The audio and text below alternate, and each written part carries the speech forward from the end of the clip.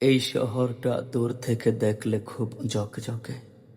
উঁচু দালান, ছুটে চলা রাস্তা, সবকিছুই যেন সফলতার ছবি। কিন্তু কাছ থেকে দেখলে এই শহরটা অনেক নীরব, মানুষের গল্প বহন করে।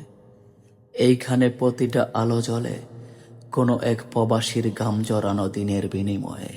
এই শহরে মানুষ হাসে, বাট সবাই নিজের জন্য না। কারো হাসির পেছনে থাকে মায়ের ওষুধের টাকা এবং কি সন্তানের পড়ালেখার স্বপ্ন। রাত হলে শহরটা শান্ত হয়, আর তখন কেউ কেউ জানালার পাশে দাঁড়িয়ে নীরবে দেশে ফিরে যায় মনের ভেতর। বাহরাইন শুধু একটা শহর নয়, এটা হাজারো দায়িত্ববান মানুষের লড়াই, যারা কষ্ট লুকিয়ে রাখে, ভরসা রাখে আল্লাহর উপর, আর বলে ইনশাআল্লাহ একদিন সব ঠিক হয়ে যাবে।